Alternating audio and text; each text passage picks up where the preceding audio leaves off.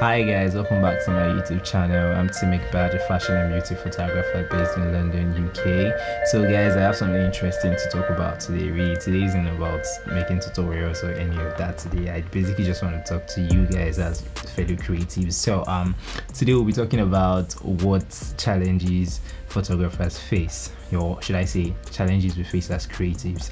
So guys, I have 5 different challenges that I know I personally face with like different clients and all of that, but I just want to talk about it and see maybe it could tend to like reach out to maybe like some of the clients also with some other creatives and see how we can actually work around this. And if you guys have suggestions on what you guys think would actually solve most of these problems, you guys can actually comment in the comment section down below so we can actually like have a conversation about it. So without further ado, let's jump straight into it, guys. So guys, the first thing I have on my list is clients asking us not to post their pictures on our socials.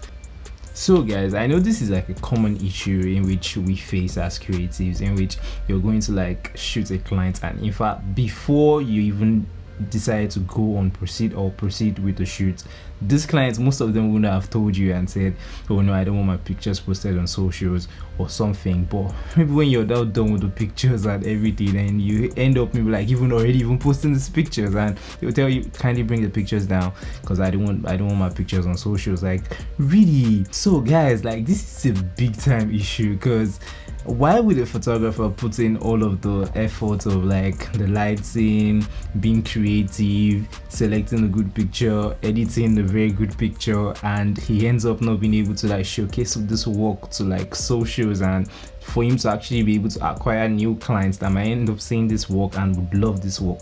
This is really a big problem and a challenge that we face, because come on, why wouldn't you want to advertise what you have done for you to get more clients? So this is a big time issue in which I think people really need to look into and find a solution with. Although the way I found a way around working with this kind of stuff is I make sure when I'm sending you like an invoice or something, the contract, before getting the shoot done, I make sure it's highlighted there. I have full copyright claims to this picture, so I can do whatever I so please to do with any of the images. But that's according to the contract. Anything I can do that is permitted within to do with the pictures. But guys, at the same time, yeah, if you come to me and tell me no, I don't want my pictures on socials beforehand, I would definitely be able to respect that decision, because you might have a reason why you don't want the pictures on socials. Then I would respect the decision, but not at the same time when I've posted and everything, you're coming back to tell me please take the picture down on social media. Guys, this is a big time issue, and I really haven't found a way to actually be able to like counter this. But I don't know if you guys have suggestions about this. You guys can actually like tell me, but I know it's a big time issue as a photographer about, you know, things we do. Number 2, guys, comparing yourself with other creative. There's nothing wrong in you trying to see some other creative work and aspire or love their body of work, but it gets too much when you're trying to now compare yourself with this other creative, like, oh yeah, I do this edit better than this person, I do this lighting better than this person, you know, trying to compare yourself and give yourself like validation or something. It's really not healthy for you to do that, yeah. So guys, what you need to do really is like, you just need to like find your niche. You need to find your own style. There are different photographers with different styles. There are different styles to edit, there are different styles to lighting, and at the same time, all of these photographers all have their clientele. There is always a client for everybody, or as the saying goes, the sky is wide enough for all the birds to fly without colliding to each other. So if you see someone's style you like, tell the person you like their style, see what you can get from this person's style. But I can tell you 100% of the time, your style will never look like somebody else's style, because there is just this creative space that comes into it in which everybody just has different style, guys. So that's number 2. So guys, number 3 is gear acquisition. I know this is a whole lot. I know a whole lot of like battles I've gotten with this same topic, in which people will be like, oh no, better gear is gonna make you a better photographer. No, if you have less gear, don't expect to like get good pictures. And some people, or you tend to like see different angles to it, which you see some other photographers be like, oh yeah, it's because this person has a Canon R5 and that's why his images look like that. But I am here to tell you guys that that's a total lie, guys. That's total BS. It is not the camera that makes the photographer. We keep saying it. Yes, there's nothing wrong in actually getting amazing gears, like getting new like 2021 kind of equipment, but guys, that will make you a better photographer. I am telling you from my past experiences and been in photography for about 8 to 9 years right now, and I can tell you guys that, listen here, it is not about the gear. The reason why most creative tend to get new gear, or like most creative that okay we can place on the level that we say oh their works are really amazing, the reason why they tend to like get new gear, let's say like new cameras, is simply because they know what the previous camera they're using is lacking.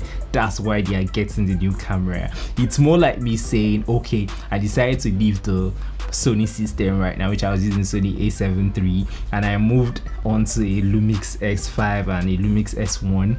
Guys, the reason I decided to move is because I know okay, for my Sony camera, yeah, it's not like I can get stunning pictures or I can get amazing video, but the reason why I moved is because I feel I'm an hybrid person, I'm an hybrid photographer, so I need a camera body that can serve me both as a photographer and as a videographer. So that's the reason why I decided to do the switch. But listen, yeah, it is not because the picture is going to get better when you get a better camera.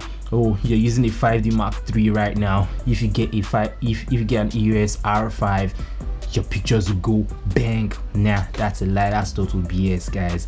The reason why you should want to get a new gear is because of a reason best known to you. There are a whole lot of stuff that gets an amazing picture. You have your lighting, you have your composition, you have your posing, you have all of this stuff. You can use a very trashy camera. You can pick a camera that has been released since like they say about 2004, 2005, maybe like a Canon 7D with just a decent lens, and if you have all other things in place, you can still get a really stunning picture. But guys, don't get me wrong, me using a Canon 7D to shoot an amazing picture doesn't mean I can now take that same picture and want to print this picture on a billboard, because I know oh you're obviously the megapixel or the resolution of this stuff won't be able to like give me large prints. This is the reason why we tend to like increase our get a more recent gear, because okay, yeah, I feel the need, or I want to start doing larger prints or something, let me get this camera. This camera is faster, let me get this camera. Guys, number 4, credits. Yes, there's a whole lot of stuff that goes into this, guys. There's a whole lot of stuff. I have experienced, or I've been in situations whereby you would do a shoot for someone and it takes heaven and earth for the person to be able to tag you and credit you as a photographer or as a creative generally. This is something that it's totally unfair, according to me, guys. It's totally unfair. I think most clients tend to believe that as far as they pay you for a job, they automatically own all the rights and can do as they please with these pictures that they tend to like get from a photographer. But it is not so. What would it cost someone to actually credit a photographer? Really? Because you crediting a photographer, this same photographer could end up having other clients through you, and which is not a bad thing at all. But people should actually really learn to be able to like credit their photographers, their makeup artists, their whatsoever person they're working with, because this is how creative tends to like get their jobs. So crediting us photographers would be amazing, guys. I don't know who's watching this video right now, but kindly credit us. Thank you very much. Creative block. Guys, we all experience this creative blocks. As creative, it's not every time we are always in that zone of being as creative as we can be, but guys, there is nothing wrong with that at all.